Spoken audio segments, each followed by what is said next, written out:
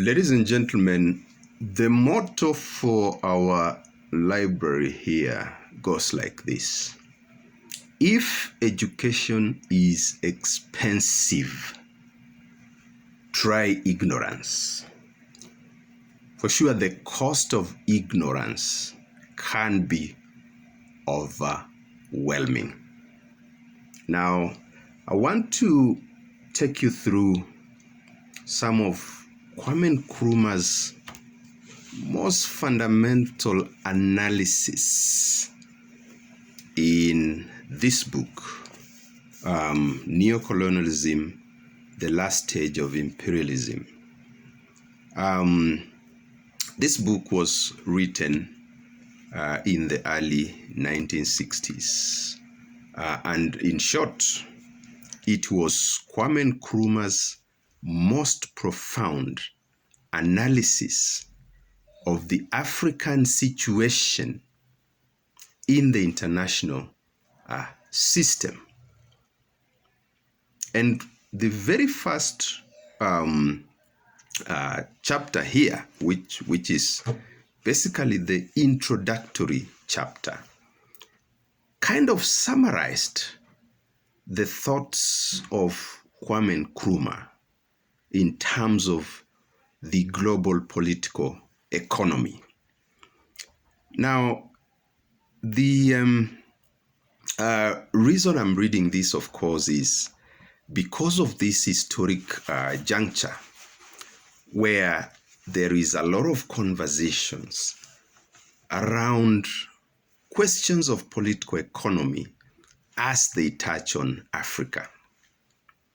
And in particular, you know what has been going on in West Africa with all these coups that are seen as a rebellion against French neocolonialism. So let me just read this and you will appreciate why this is extremely important. I'll probably touch on not read everything, but touch on the most important sections and paragraphs of this writing. Nkrumah says as follows: the neocolonialism of today represents imperialism in its final and perhaps its most dangerous stage. In the past, it was possible to convert a country upon which a neocolonial regime had been imposed. Egypt in the 19th century is an example into a colonial territory.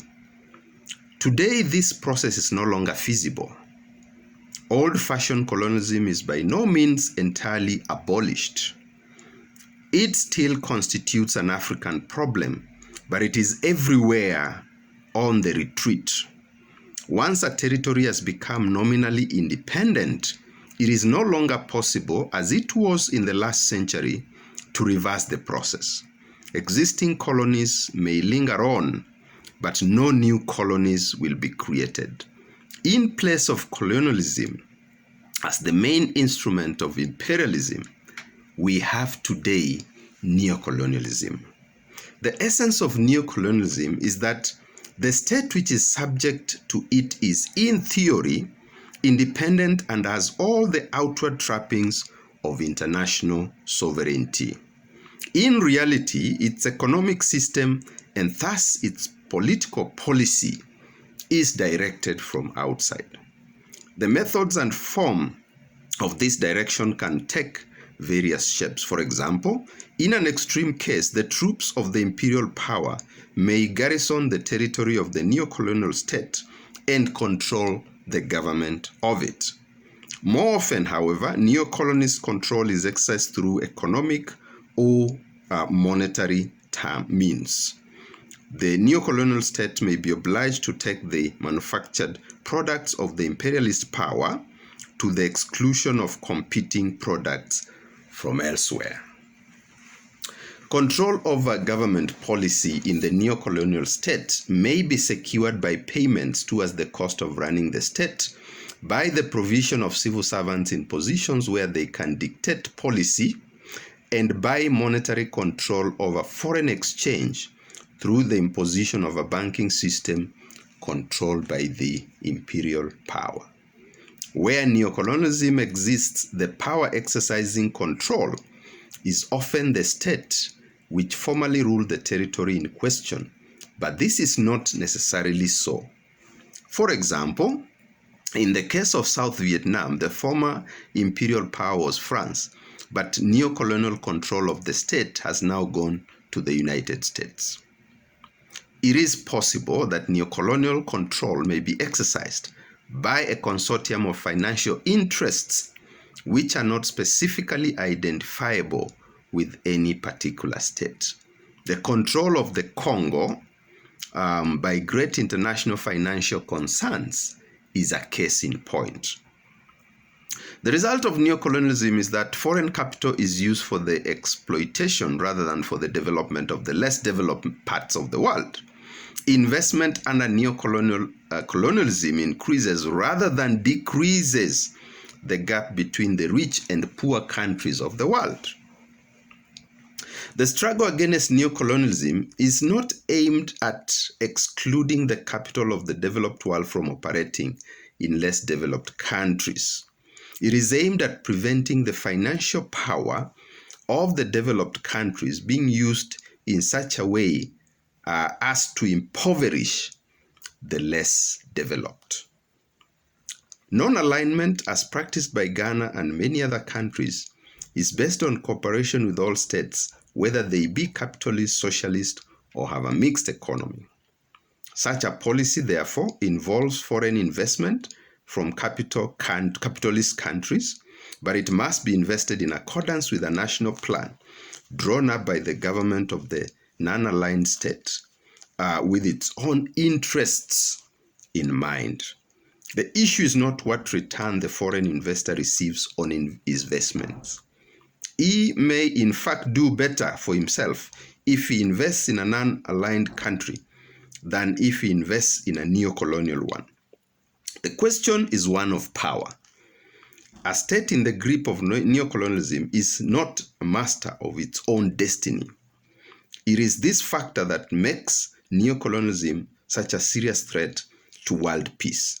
The growth of nuclear weapons has made out of date the old-fashioned balance of power, which rested upon the ultimate sanction of a major war. Certainty of mutual mass destruction effectively prevents either of the great power blocks from threatening the other with the possibility of a worldwide war, and military conflict has thus become confined to limited wars. For this, neocolonialism is the breeding ground. Such wars can, of course, take place in countries which are not neocolonist controlled. Indeed, their object may be to establish in a small but independent country a neocolonist regime. The evil of neocolonialism is that it prevents the formation of those large units which would make impossible limited war. To give one example, if Africa was united, no major power bloc would attempt to subdue it by limited war, because from the very nature of limited war, what can be achieved by it is itself limited. It is only where small states exist that it is possible, by landing a few thousand marines or by financing a mercenary force, to secure a decisive result. Now, I think we will stop there for now, but I hope I've raised your appetite to understand what Kwame Nkrumah really stood for, and his analysis of the global political economy in the early 1960s. As usual here, we encourage people to read, and especially the young ones. There is no life without books. Thank you.